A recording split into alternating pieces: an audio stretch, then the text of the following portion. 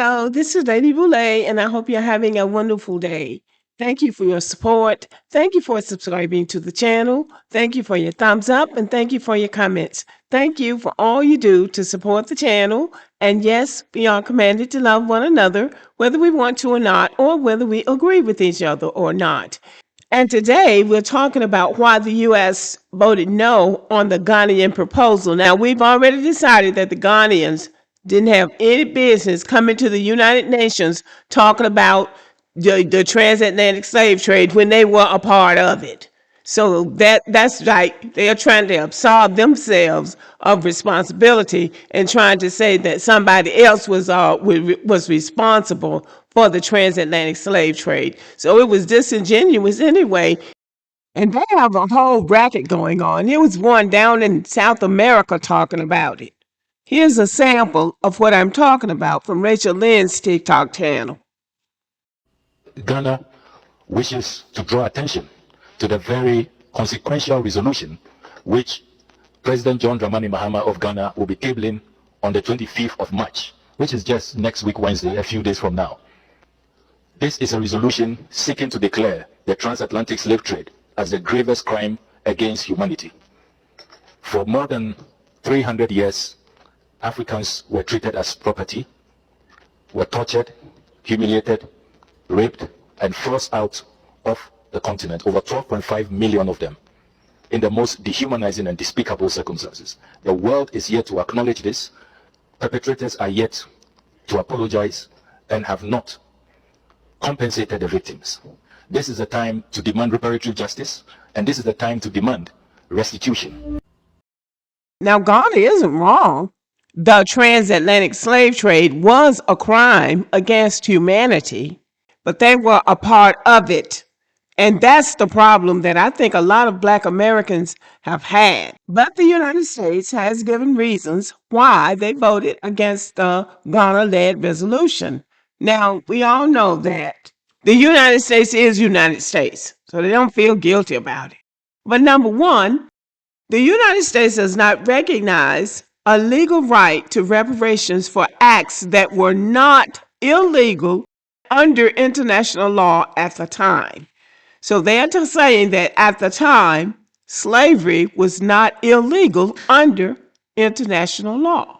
It further adds, and therefore cannot retroactively create a legal obligation for reparations. So they're saying they have no legal obligation for reparations. We'll see about that. Number two, they say the U.S. objected to ranking crimes against humanity. The resolution labels the transatlantic slave trade as the gravest crime against humanity.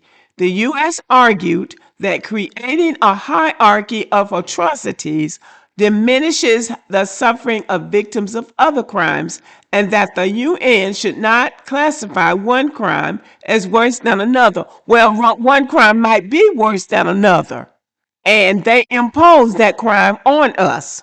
So it should be ranked above the others. Number three, concerns about creating new international mandates. The United States said the resolution attempted to use the United Nations to advance narrow interests and create new obligations or frameworks that go beyond existing international law. Now, I don't know what they mean by that, but they probably mean the Ghanaians are doing something tricky that somehow is going to tie them to the African continent. And so the United States said no, but I don't know what that means, so I probably should reserve judgment. Number 4, disagreement with the resolution's historical framing. United States representatives argued that the resolution's timeline and definitions of the slave trade were selective, not fully historical, accurate, and risks oversimplifying the complex global history. Again, I don't know what that terminology means, but that's what they said. And number 5, concerns about who would receive reparations. There you go. The U.S. questioned the proposal's approach to beneficiaries, suggesting it could lead to redistributing modern resources to groups or nations not directly affected by the historical events. See, the United States sees what they're doing. The United States is tricky too, so they know a trick when they see one. And number 6, U.S. input was not incorporated into the final text. American diplomats said they were disappointed that their concerns raised during negotiations were not reflected in the final resolution. So, see, the Africans are trying to do something tricky. Some Ghanaian officials noted that the U.S. vote was symbolically significant, placing the U.S. at odds with the overwhelming global majority. 123 countries voted yes that the transatlantic slave trade was the gravest crime against humanity. They also suggested diplomatic political considerations, especially about race, history, and reparations, may have influenced the U.S. stance. My position is that we are United States citizens, so they need to be talking to us. They don't need to be talking to the Ghanaians. They need to be talking to us about the U.S. slave trade because it was our family members that were affected by it. This has nothing to do, our reparations claim has nothing to do with the Ghanaians. So whatever the United States told the Ghanaians was probably right for the time. In 2001, the United States acknowledged slavery as a grave historical injustice, but stopped short of accepting the legal classification crime against humanity. This is why, even in 2026, the United States still votes against UN resolutions that use that specific legal framing.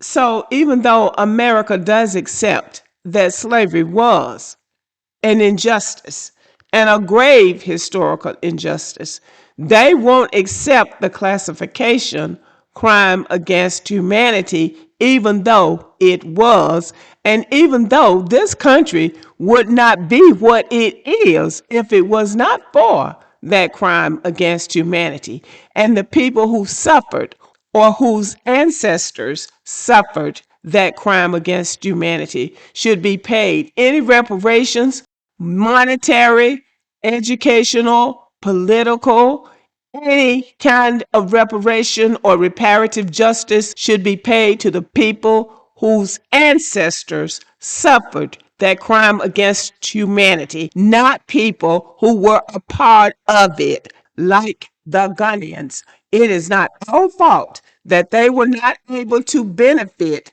from the transatlantic slave trade like the white people were. That they didn't build their country, they didn't build up their infrastructure, they didn't help their people, they didn't help themselves. And now here it is 400 years later, they're trying to get something out of a venture that they were a part of. They have a lot of nerve. They have a lot of nerve. But the reality is, it is not our fault that they were not able to capitalize on the slave trade the way the white people did. The white people built Europe, they built America, they built the Caribbean, they built South America, the whole new world. And Africa couldn't even maintain the old world. And here they are trying to act all brand new and trying to get reparations for something that they were a part of. Yes, the transatlantic slave trade was a crime against humanity, and the Africans got nothing out of it but some rum and some pieces of red cloth. That is not our fault. When America pays reparations, it will be to the descendants of the people who were enslaved, not to the descendants of the people who were a part of the slave trade. Okay, y'all, let me know what you think about the video and have a good evening.